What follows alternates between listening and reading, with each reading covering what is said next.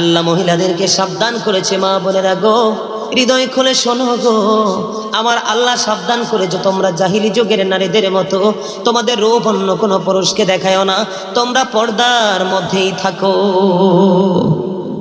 বলছে কে? এখনকার বা চাচি জেডিরা কি পর্দায় থাকে না পর্দার বাহিরে? কথা বলেন না কেন? তো এখন এটার জন্য দায়ী কে? তারা না পুরুষ? কথা বলেন না কেন? মহিলারা উশৃঙ্খল, মহিলারা বেপরদায় চলাফেরা করছে, এটার জন্য দায়ী হবে বন্ধু স্বামীরা, পুরুষরা। বাঁচার কোনো উপায় না।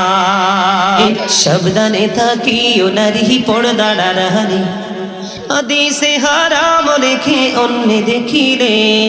সাবধানে থাকিও নারী, বলেন সাবধানে থাকিও নারী পর্দার হারি, হাদিসে হারাম লেখে অন্য দেখিলে।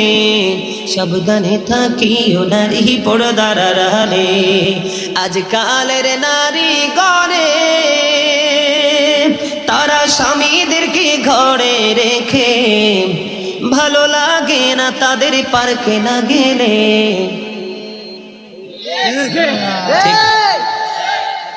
আপনাদের অনেকের বউ মনে হয় এরকম, এর লাগে ঠিকটা ছোট, আপনারা ঘুম পাড়াইয়া উনি পার্কে যায়, ঠিক কিনা বলেন? পায়ে পেন্সিল শু, ঠোঁটে লিপস্টিক, পায়ে আলতা।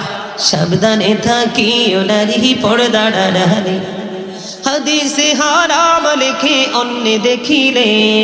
সাবধানে থাকিও নারী পর্দার আড়ালে। আজকালের নারী গণে তারা স্বামীদেরকে ঘরে রেখে, ভালো লাগে না তাদের পার্কে না গেলে। সাবধানে থাকিও নারী পর্দার আড়ালে। আজকালের নারী গণে তারা সাতকাটিনের জামা পরে, রূপের ব্যবসা করে তারা শহরে চলে, ঠিক বলে? রূপের ব্যবসা করে তারা শহরে চলে, তাহাদের স্থান হবে জাহান্নামেতে। বলেন তাহাদের স্থান হবে জাহান্নামেতে। বলেন সাবধানে থাকিও নারী পর্দার আড়ালে, হাদিসে হারাম লেখে অন্য দেখিলে। সাবধানে থাকিও নারী পর্দার আড়ালে। পর্দা করে চললে নারী, ফাতেমারি সঙ্গে তুমি, ফাতেমারি সঙ্গে তোমার জান্নাত হবে, ফাতেমারি সঙ্গে তোমার জান্নাত হবে। সাবধানে থাকিও নারী পর্দার আড়ালে।